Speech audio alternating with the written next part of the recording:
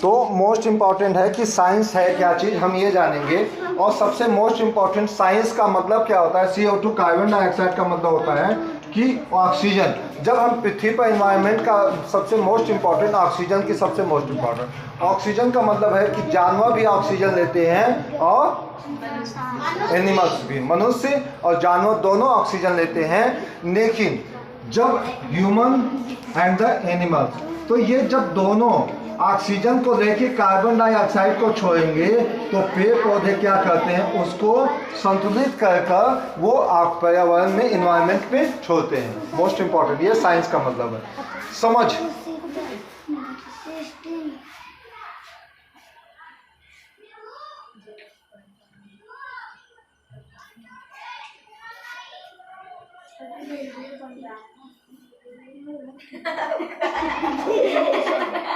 हमको समझना चाहिए कि साइंस का मोस्ट इम्पॉर्टेंट, कि साइंस हमारे लिए क्यों आवश्यक होता है। तो साइंस हमारे लिए मोस्ट इम्पॉर्टेंट आवश्यक होता है क्योंकि साइंस के द्वारा ही हमारा जीवन संभव है।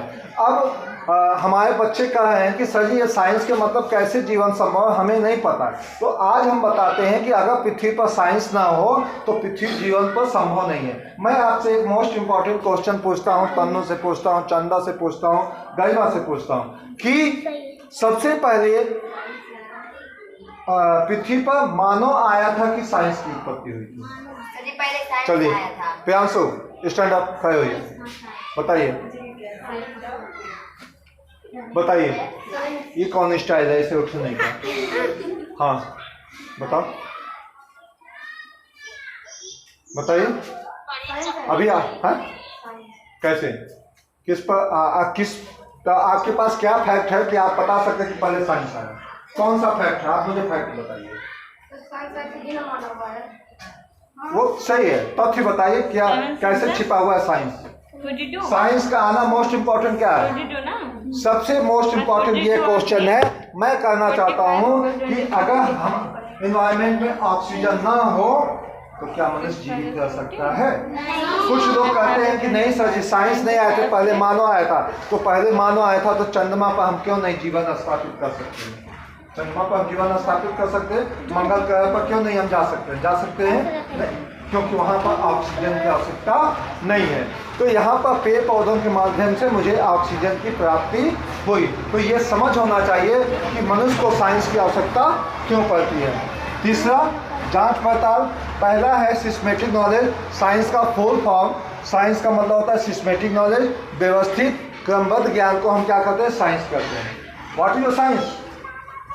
हमारे जहन में ये साइंस होना चाहिए कि साइंस क्या है, साइंस की डेफिनेशन क्या होती है और साइंस मनुष्य की आवश्यकता क्यों होती है। तो सबसे मोस्ट इम्पॉर्टेंट साइंस की आवश्यकता पड़ती है सिस्मेटिक, व्यवस्थित और क्रमबद्ध ज्ञान को हम साइंस करते हैं। अगर हिंदी में डेफिनेशन देना तो क्या कहेंगे? किसी भी वस्तु को व्यवस्थित, सुव्यवस्थित, क्रमबद्ध ज्ञान को हम क्या करते हैं? विज्ञान करते हैं। लेकिन अगर हम इंग्लिश में परिभाषा देते हैं व्हाट इज योर साइंस, तो उसमें कहते हैं साइंस ऑफ द सिस्टेमेटिक। समझ में आया? कंपैरेटिव माने समझ, यानी हमें साइंस की आवश्यकता क्यों पड़ती है? 3 वर्ड्स का, क्यों, कैसे और कब। बैठ जाओ। क्यों, कब, कैसे, यह साइंस की उत्पत्ति है।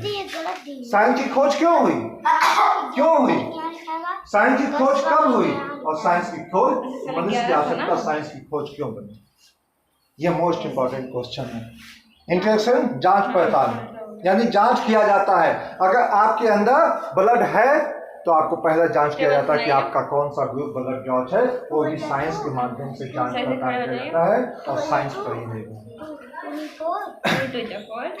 किसी को कोई डाउटनेशन होगा तो आप तुरंत पूछ सकते हैं। स्पष्टीकरण, स्पष्ट, एक्सप्लेनेशन, एक्सप्लेनेशन का मतलब होता है स्पष्टीकरण। स्पष्टीकरण का मतलब क्या होता है? स्पष्ट, स्पष्ट दिखाई देना। यानी साइंस का महत्व क्या होता है? स्पष्ट कि हमें साइंस की आवश्यकता क्यों पड़ती है। Most important of the life of the science, oxygen, right? Any doubt? Natural प्रकृति, वो भी साइंस है। नेचुरल प्रकृति, पेड़ पौधों में भी साइंस छिपा हुआ है, गेहूं में भी साइंस छिपा हुआ है,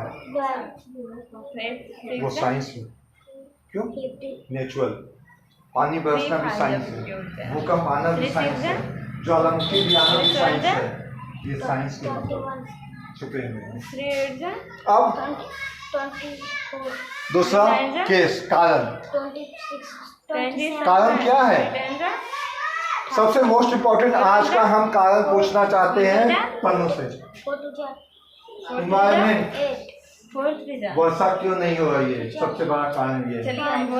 और दूसरा कारण ये है कि मनुष्य को ऑक्सीजन नहीं मिल रहा है। क्यों?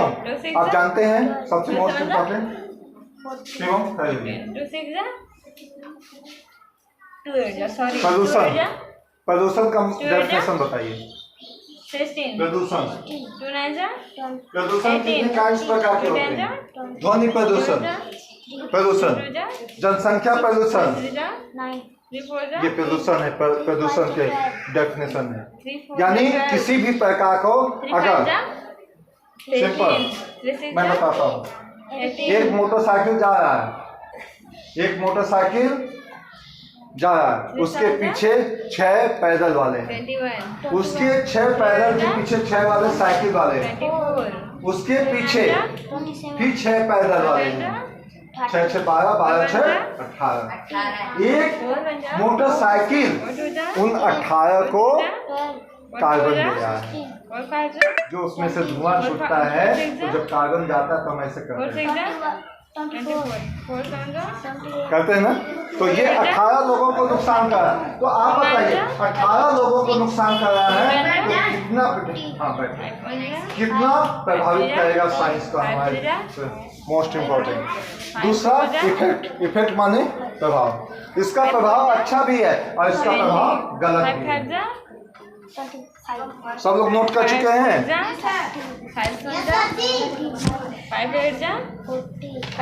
ये वीडियो आपके मोबाइल पर जाएगा और YouTube पर भी डाउनलोड होगा। ऐसे लर्न करना। जो आप भेजने मेरे मोबाइल पे आता नहीं है। मोबाइल नंबर वो बाहर कर दिए हैं। सर सही नहीं आता। बताइए। चलो ठीक है, देखा।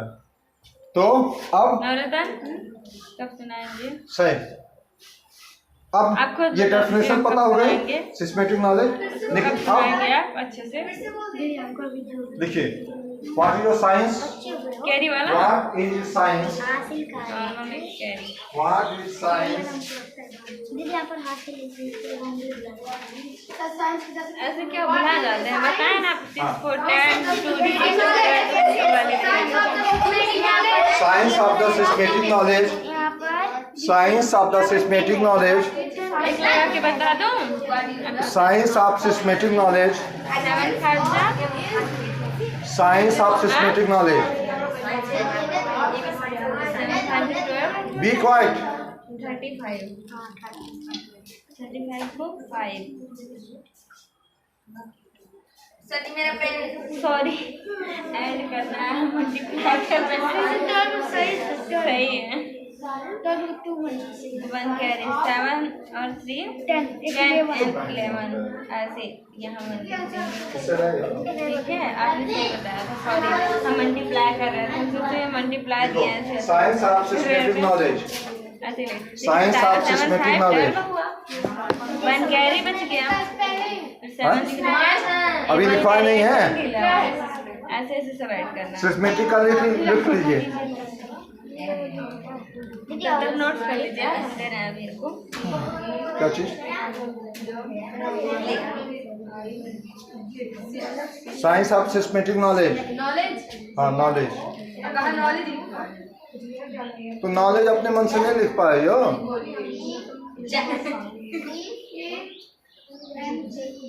लकी अभी फुर्सत होगा।